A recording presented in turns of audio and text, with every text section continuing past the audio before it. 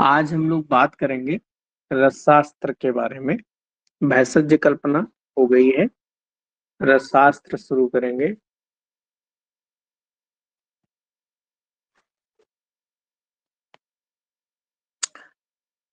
रसशास्त्र में रस का मतलब होता है पारस। तो पारस संबंधित जो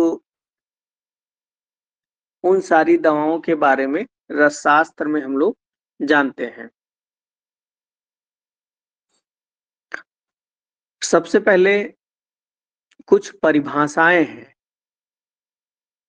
कि क्या होती हैं। जैसे धन्वंतरी भाग,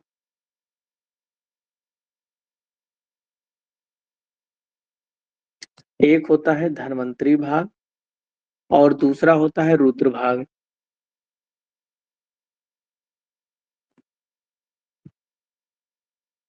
और रुद्र भाग।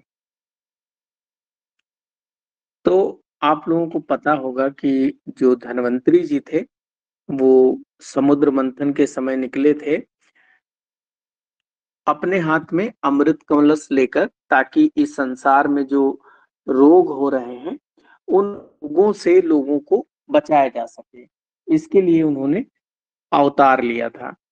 तो जैसे भगवान धन्वंतरी लोगों को रोगों से बचाने का कार्य करते हैं, तो उसी प्रकार से ये जो भाग होगा रुद्र भाग, ये वाला भाग्य किसी अच्छाई के लिए प्रयोग किया जाएगा। तो देखिए पहले ये होता क्या है, इसका परिभाषा देखें।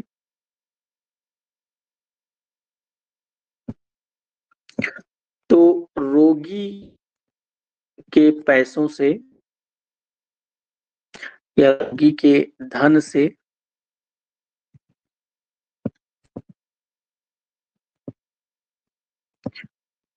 तैयार का कुछ भाग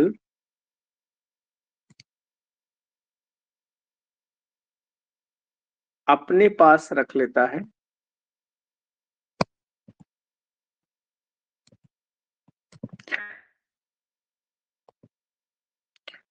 उस भाग से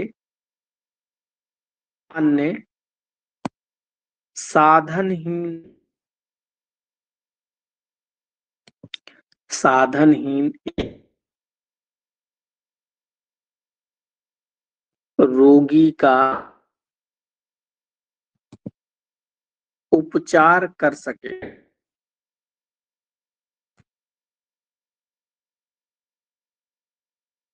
उपचार कर सके। तो अब आपको समझ में आ गया होगा कि धन्वंतरी भाग क्या होता है। रोगी के धन से तैयार औषधि का कुछ भाग डॉक्टर अपने पास रख लेता है। कोई पेशेंट आया, किसी के पास, किसी का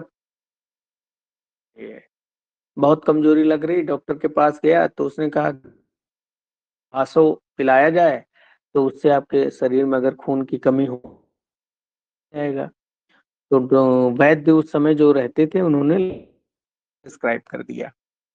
अब लोहासो रोगी ने 100 रुपए का लोहासो बनेगा, तो रोगी से 100 रुपया ले लिया वैद्य जी ने और लोहासो तैयार किया। जैसे 1 लीटर लोहासो तैयार, तो उस 1 लीटर का कुछ भाग अपने पास रख लिया वैद्य जी ने, और बाकी भाग जैसे 900 ml उसे दे दिया, 100 ml अपने पास रख लिया। तो जैसे कभी वैद्य जी के पास में कोई गरीब व्यक्ति आया इलाज कराने के लिए, तो वो 100 ml जो वो पैसा नहीं दे सकता है तो उसको दे दिया जाता है। वो कहते हैं धन्वंतरी भाग। और ये धन्वंतरी भाग फिक्स होता है।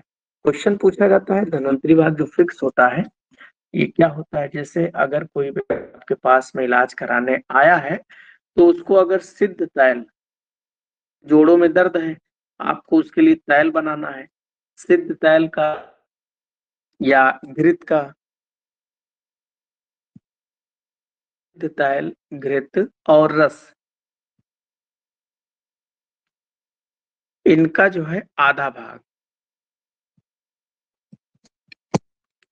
दूसरा अवलेह, जैसे हम लोगों ने हाँ, अवलेह का 1/8वां भाग।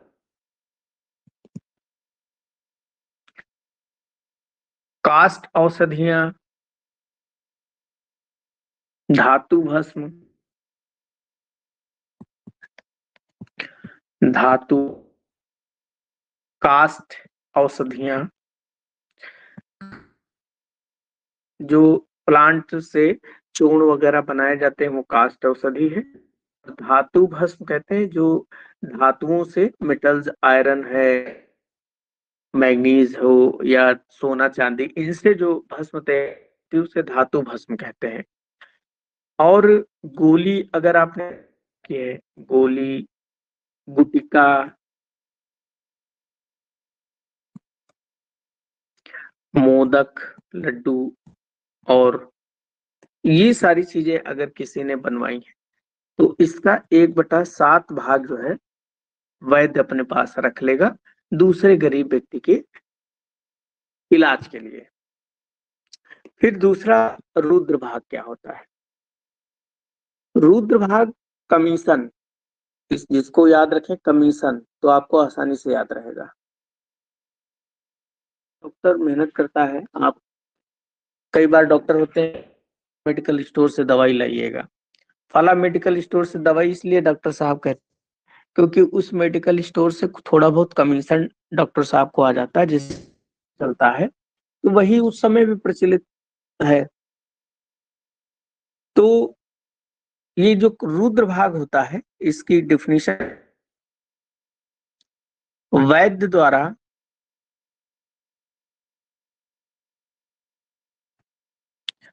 बताई औषधि को रोगी व्यापारी से खरीद,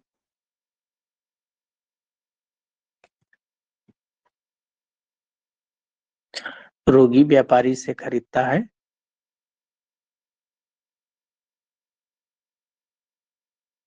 उसके बदले व्यापारी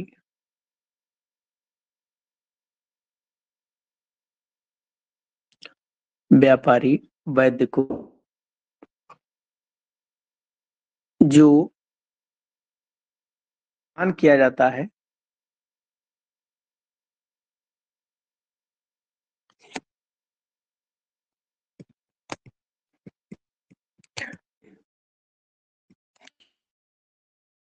रुद्र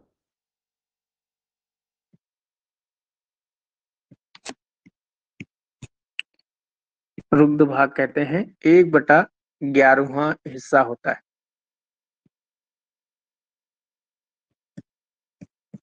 1/, क्या मतलब होता है? 1/11 से अगर किसी ने 100 रुपए की कोई दवाई खरीदी, तो इसका जो 11% 11 रुपए वैद्य को दिए,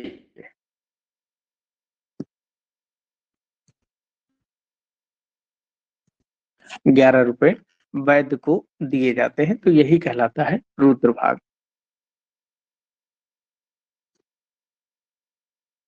तो ये धन्वंतरी भाग और रुद्र भाग होते हैं। नेक्स्ट, लवण पंचक।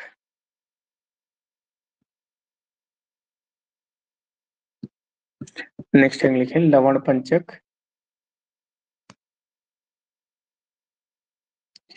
लवण पंचक मतलब 5 नमक। अगर लवण पंचक की बात किया जाए तो सैंधो लवण, सामुद्र लवण, सैंधो लवण जो पर्वतों से तैयार किया जाता है, इसीलिए इसको रॉक सॉल्ट भी कहते हैं। सामुद्र लवण समुद्र से निकाला जाता है, इसीलिए इसको सी सॉल्ट कहते हैं, जो आप लोग सादा नमक खाते हैं। और तीसरा है विड नमक, विड लवण। विड लवण अमोनियम क्लोराइड को कहते हैं, जैसे चूल्हे वगैरह की जो राख होती है वो भी नमकीन होती है, तो वो विड नमक कहलाती है। फिर सवर्चल नमक, जिसको आप लोग काला नमक कहते हैं, वो सवर्चल नमक है।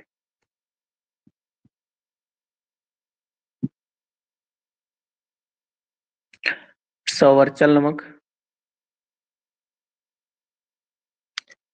और रोमक लवण। रोमक लवण, लैक साल्ट।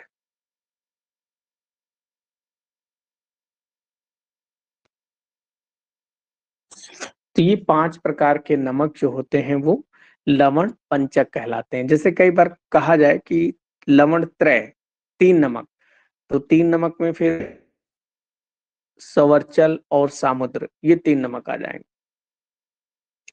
देखो, सैंधव नमक जो होता है वो श्रेष्ठ होता है। तो ऊपर सैंधव नमक लिखा है, उसके आगे लिख लें, ये श्रेष्ठ होता है सभी नमकों में, सैंधव नमक श्रेष्ठ होता है।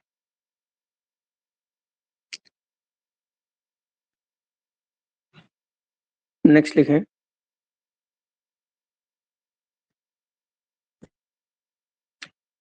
मधुर त्रय क्या होता है? मधु त्रय, या इसे ही बोलते हैं मधुर त्रिक।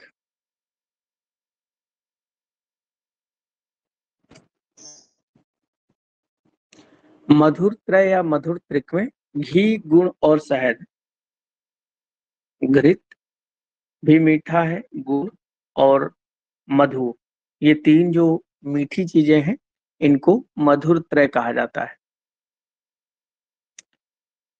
नेक्स्ट है पंचामृत।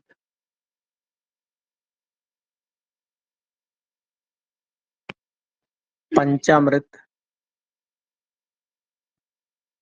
पंचामृत गाय का दूध,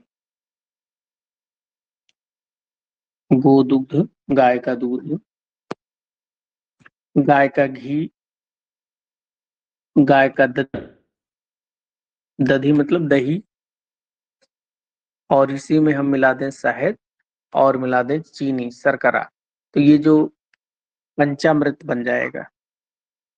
पंचामृत जब हम लोग कथा कराते हैं तो बांटते भी हैं पंचामृत, तो इसी प्रकार से बनाया जाता है। नेक्स्ट है पंचगव्य। पंचगव्य 5, और गव्य मतलब गाय से प्राप्त होने वाली जो 5 चीजें होती हैं उसे कहते हैं पंचगव्य। गाय के 5 चीजें, गाय का दूध,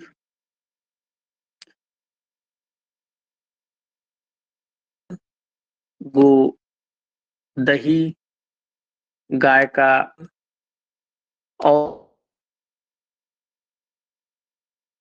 गोबर का रस। तो ये पांचों चीजें जो होती हैं, इसका हम चिकित्सा में प्रयोग करते हैं, इसीलिए इसको बोलते हैं पंचगव्य।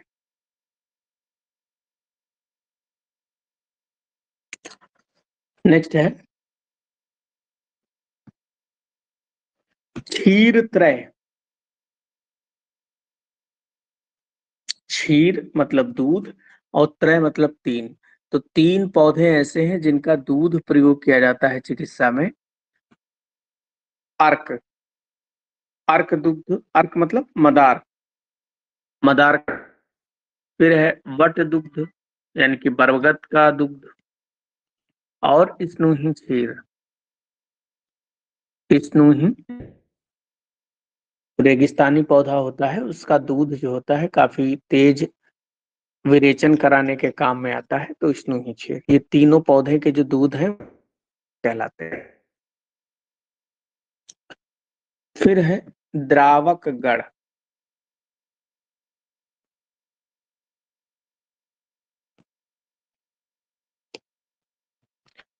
द्रावक गढ़ क्या होता है? द्रावक गढ़, जैसे कि इसका नाम क्या है, द्रावक, यानी कि पिघलाने के लिए इसका प्रयोग किया जाएगा। जैसे कई बार क्या होता है ना कि कुछ ऐसे मटेरियल्स होते हैं, उनको पिघलाने के लिए काफी टेम्परेचर की जरूरत होती है, तो इतना ज्यादा टेम्परेचर कहाँ से मिले, कई बार बर्तन ही पिघल जाए, तो उन द्रव्यों का मेल्टिंग पॉइंट कम करने के लिए अगर उसमें हम द्रावक गण, यानी कि ये जो द्रावक गण है, इसको कर अगर उनको हम पिघलाएं तो वो जल्दी पिघल जाते हैं। द्रावक गण में गुंजा, गुंजा का रत्ती भी इसे कहते हैं। गुंजा क्या होता है? गुंगची, जो देखा होगा अक्सर गांव में, जंगलों में, एकदम लाल रंग की एक गुंजा होती है। उसके जो सर होता है वो काला है और बाकी एकदम रेड कलर की होती है। तो वो गुंजा, इसी में हम शहद मिला दें,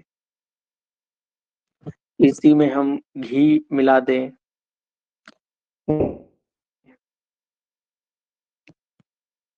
और इसमें हम टंकण मिला दें। टंकण सुहागा को बोलते हैं, बोरेक्स। प्रयोग हम लोग आयुर्वेद में, अगर किसी को खांसी आ पतला करने के लिए उसको खिलाते हैं, में गुग्गुलू मिला दिया जाए। तो गुंजा, गुण, टंकण और गुग्गुलू, ये कहलाता है द्रावक गण।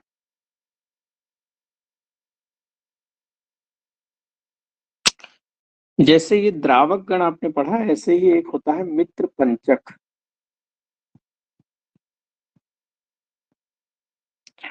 मित्र पंचक, मित्र पंचक क्या होता है? केवल इतना याद रखें कि अगर आपने ऊपर जो द्रावक गण लिखा है,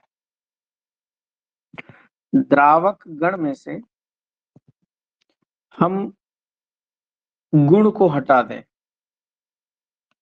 तो ये बन जाता है मित्र पंचक। अच्छा, कई जगह आपको गुण हटा मिलेगा, और पुस्तक में, बुक में जब पढ़ेंगे तो कई जगह आपको गुगलू हटा हुआ मिलेगा।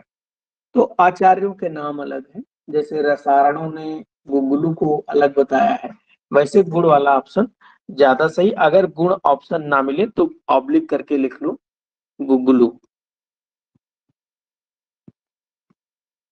ठीक है, तो द्रावक गण में से गुण को हटा दें या गुगलू को हटा दें तो गुंजा, शहद, घृत, टंकण और गुगलू, ये कहलाता है द्रावक गण। ब्रैकेट में लिख लेना इसको।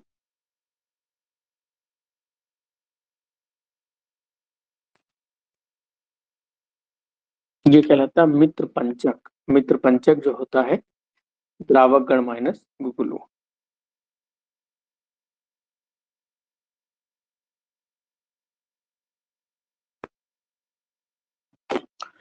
नेक्स्ट पॉइंट लिखें। आवाप और दो शब्द होते हैं, एक है आवाप और एक होता है निर्वाप।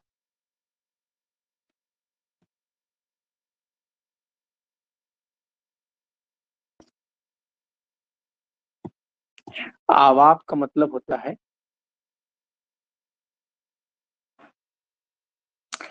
कोई चीज पिघला लो, किसी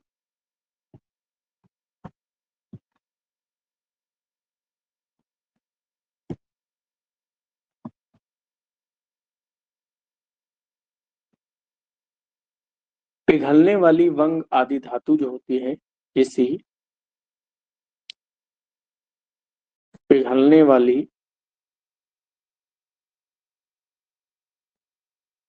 धातु को पिघलाकर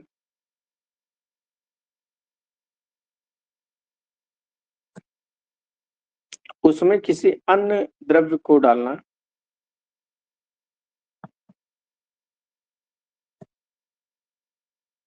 उसमें किसी अन्य द्रव्य को डालना,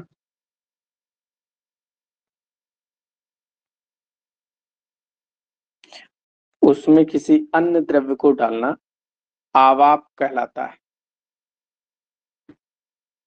आवाप, या इसी को बोलते हैं प्रतिवाप।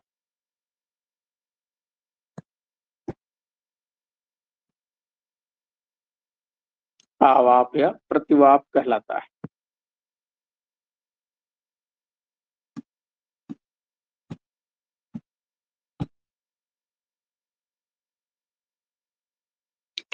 दूसरा है निर्वाप। निर्वाप किसे कहेंगे?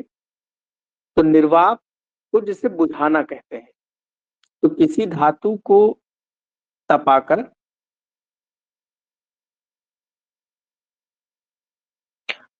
किसी धातु को तपाकर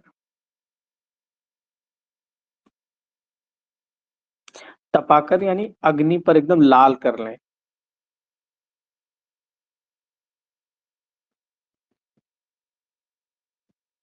अग्नि पर तपाकर यानी कि रेड हॉट, एकदम लाल जैसे हो जाती है वैसे करना है। अग्नि पर तपाकर जल या तक्र जल में बुझा लें या मट्ठे में बुझा लें या क्वाथ आदि में डालकर बुझाना।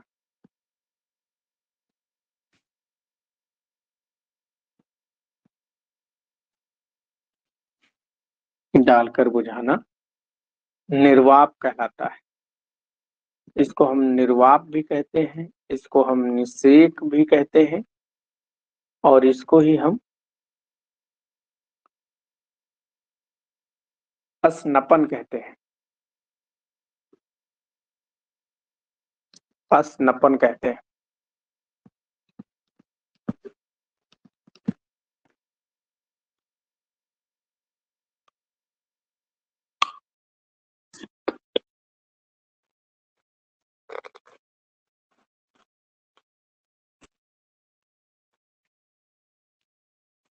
नेक्स्ट लिखें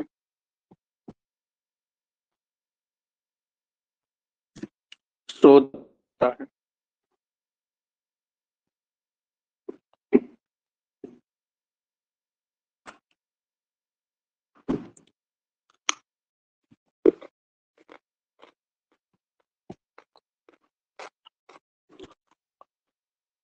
शोधन में क्या करते हैं कि किसी भी द्रव्य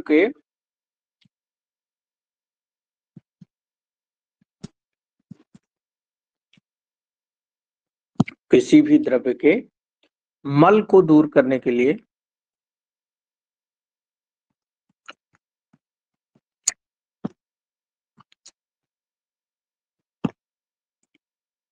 किसी भी द्रव्य के मल को दूर करने के लिए बताई गई औषधि के साथ मिलाकर बताई गई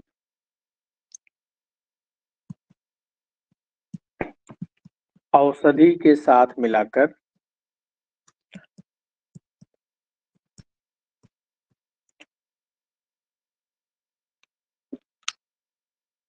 मर्दन, छालन, छालन मतलब धोना, निर्वाप, निर्वात अभी ऊपर पढ़ा दिया है, निर्वाप आदि कर्म करना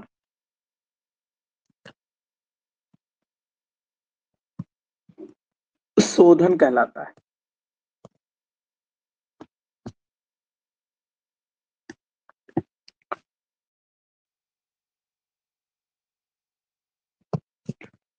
शोधन कहलाता है।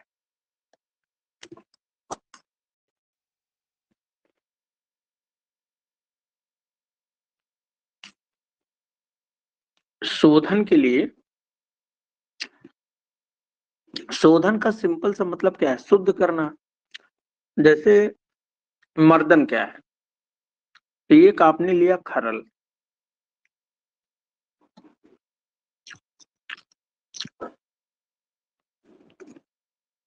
अब जैसे किसी भी धातु को आपको शुद्ध करना है, कुछ करना है, तो इसमें वो चीज रख दीजिए और इसमें कोई रस वगैरह जिससे उसको शुद्ध करना, इस तरह से रस वगैरह रख दिया। फिर मर्दन यंत्र से, ये हमने एक मूसल टाइप का होता है, इसको पकड़ के खूब इसको एकदम रगड़ते हैं, एकदम मसल देते हैं। तो उससे क्या होगा कि इस धातु में जो इम्प्योरिटी मिली हुई है, जो अशुद्धियां हैं, वो उस रस के साथ में घुल के निकल जाएंगी। फिर इसको छान ले सकते हैं या फिर औषधि को सीधे धो लें। जैसे जमीन के नीचे से अगर आपको धातु मिल रहा है सोना चांदी मिला उसको पानी से ही धुल लें, तो सोना अलग हो जाएगा, मिट्टी उट्टी अलग हो जाएगी, फिर उसको आगे प्रोसेस करते हैं, आगे शुद्ध करते हैं, तो यही शोधन कहलाता है। शोधन। फिर मारण क्या होता है, ये शब्द सब जानना बहुत जरूरी है, क्योंकि अभी रसशास्त्र जब पढ़ाएंगे तो शोधन बोलेंगे, शोधन मारण, तो आपको ये सारी चीजें समझना है कि इसका मतलब क्या होता है। मारण का मतलब होता है सिंपल सा भस्म बनाना, इसको ब्रैकेट में चाहे लिख लें, भस्म बनाना मारण कहलाता है। तो इसमें करते क्या है कि जो धातु आदि औषधियां होती हैं,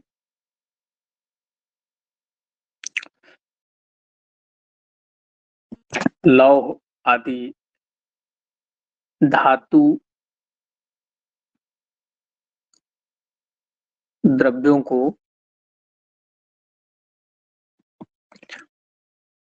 वनस्पतियों के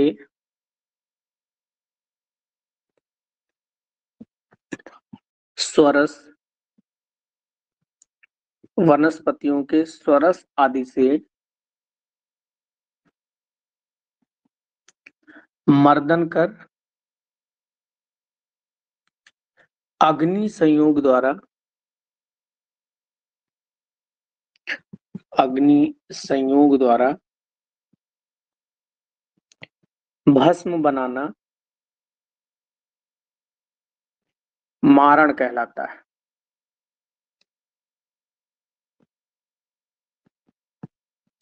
मारण कहलाता है।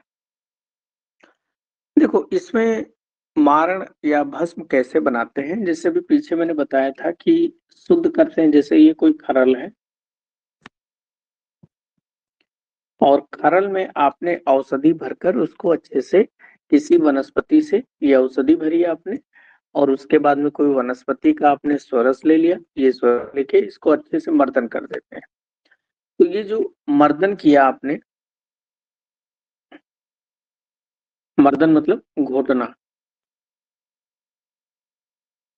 घोट दिया आपने, घोटने के बाद में ये जो औषधि द्रव्य होगा उसका हम सराव संपुट करते हैं। जैसे एक हम लोग लेते हैं सकोरा,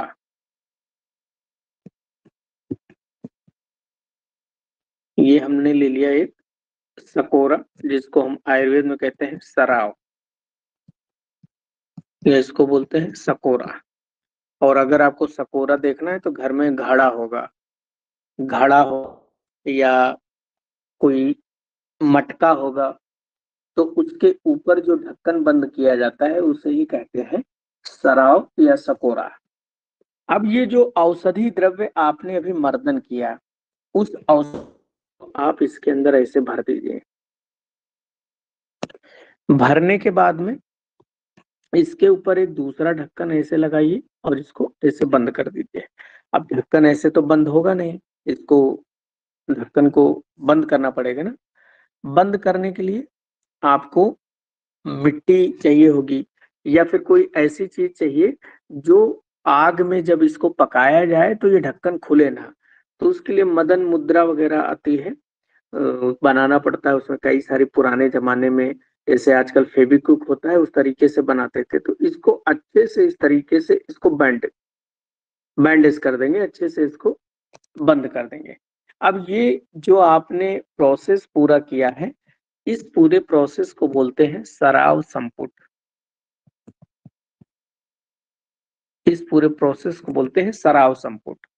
अब ये जो आपने सराव संपुट बनाया, यानी कि ये जो आपने सराव संपुट बनाया, अब इसको क्या करना है, उपले की अग्नि में, जैसे आपने कोई गज पुट बनाया, पुट में कितने उपले वगैरह होते हैं वो सब मैं बताऊंगा आपको।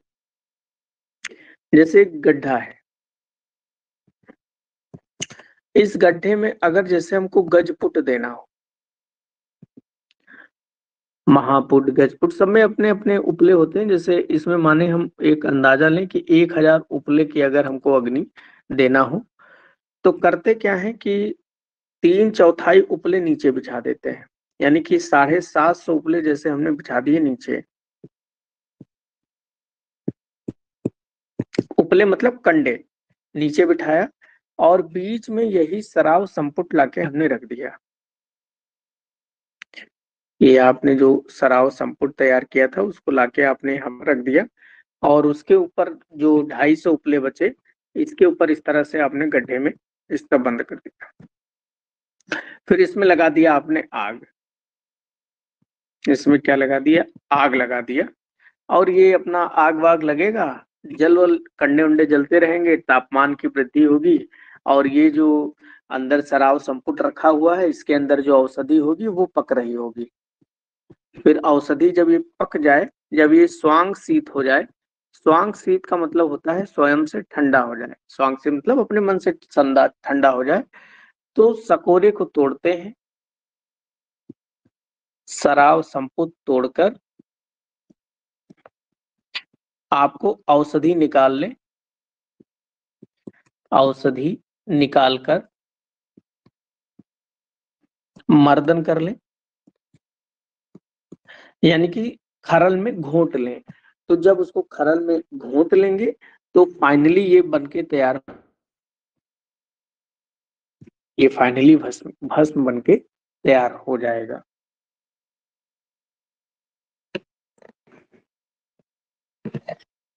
तो ये जो पूरा प्रोसेस होता है यही कहलाता है मारण।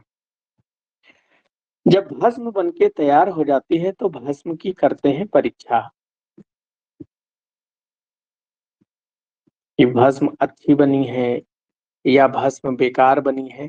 उसकी परीक्षा करने के लिए आपके पास में नंबर 1 क्या लक्षण होनी चाहिए? वारी तर। वारी मतलब पानी, और तर मतलब तैरना, तो पानी पर तैरे, यानी कि भस्म जो है इतनी हल्की होनी चाहिए कि वो पानी में भी तैरनी चाहिए। दूसरा है आप पुनर्भव।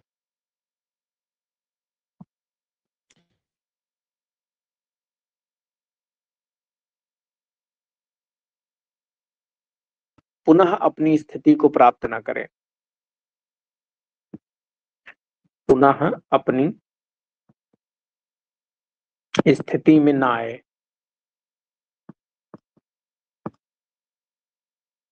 लिया लोह धातु और इसका बना लिया, तो अब इस भस्म से दोबारा लोह धातु ना बने है, तो वो आप पुनर्भव नहीं होगा। भस्म बन गई तो उससे दोबारा फिर लोह,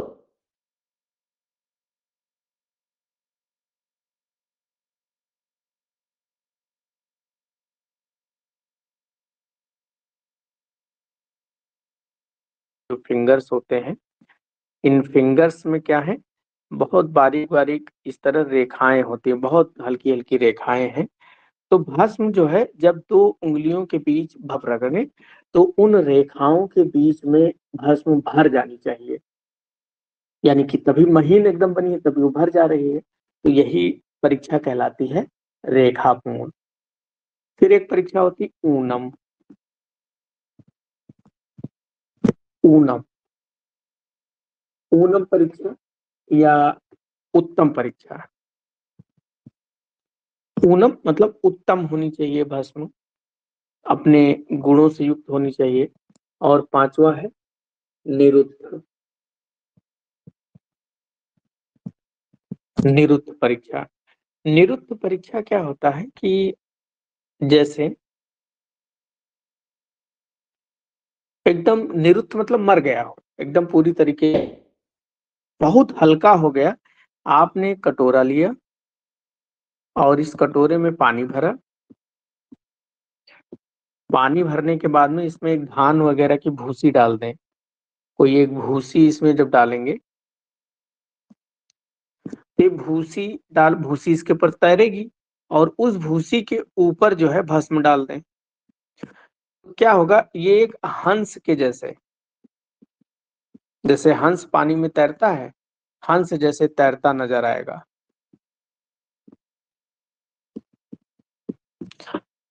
तो ये ऊनम उत्तम परीक्षा कहलाती है। तो ये भस्म की 5 परीक्षाएं होती हैं, इंपॉर्टेंट है। नेक्स्ट, भस्म का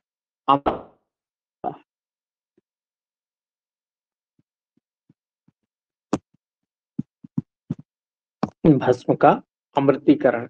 तो भस्म में अमृत के समान गुण उत्पन्न करना, यानी कि भस्म में अगर कोई दोष रह जाए तो उसको दूर करना।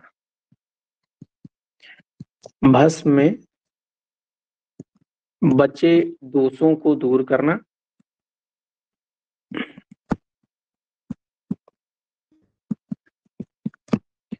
एवं के गुणों की वृद्धि, गुणों की वृद्धि करना अमृतीकरण कहलाता है।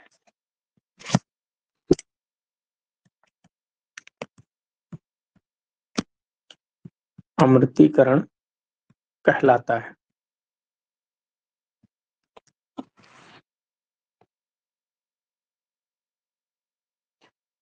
परंतु इस प्र...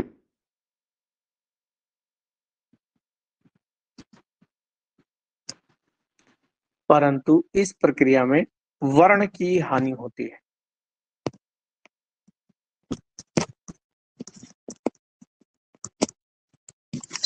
वर्ण की हानि का मतलब जो भस्म का कलर होगा उसका कलर थोड़ा चेंज हो जाएगा।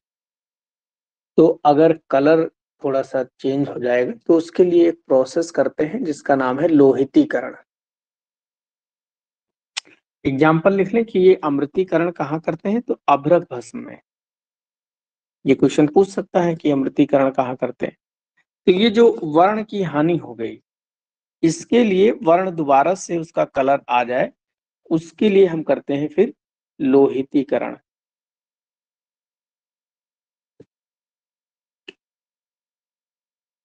लोहितीकरण, लोहितीकरण क्या होगा, तो भस्म में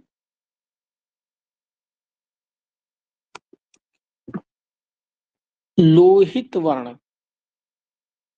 लोहित वर्ण यानी कि रक्त वर्ण। लोहित का मतलब क्या है, ईंट जैसा लाल रंग।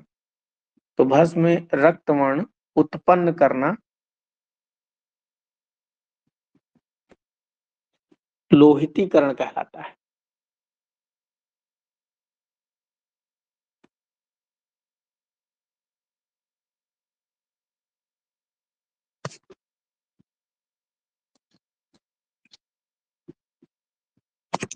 भस्म में लोहित वर्ण रक्त वर्ण उत्पन्न करना लोहितीकरण कहलाता है। और इसका भी एग्जाम्पल क्या है, अभ्रक भस्म।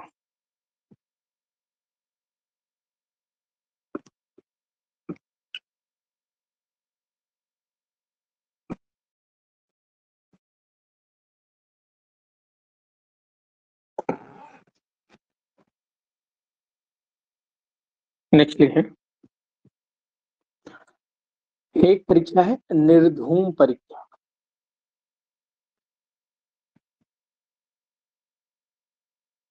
निर्धूम परीक्षा, जैसे इसका नाम क्या है, निर्धूम मतलब धुआं ना निकले ऐसी भस्म से। तो ये मुख्य रूप से हरताल और शिलाजतु भस्म की परीक्षा करते हैं। हरताल और शिलाजतु परीक्षा,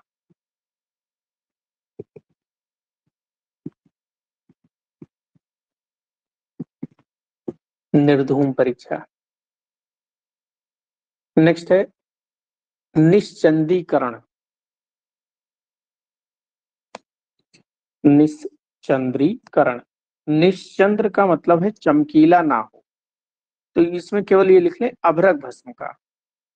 ये परीक्षा अभ्रक भस्म की जाती है कि वो चमकीली नहीं होनी चाहिए, क्योंकि चमकीली होगी तो अच्छी नहीं है।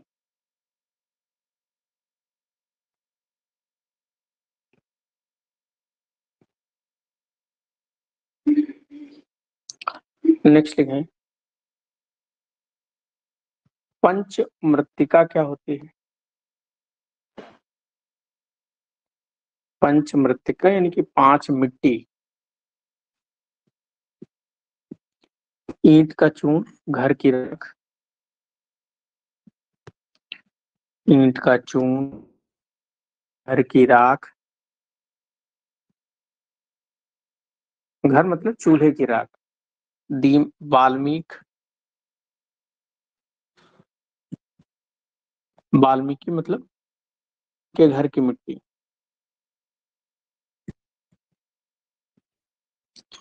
गेरू,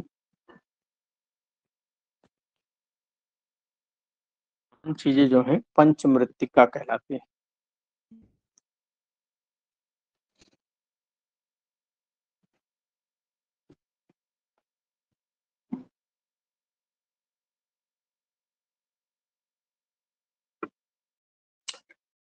तो पंचम का निर्धूम, लोहितीकरण, अमृतीकरण, ये सब हो गए। चलो बस आज इतना विकल्प पढ़ते हैं।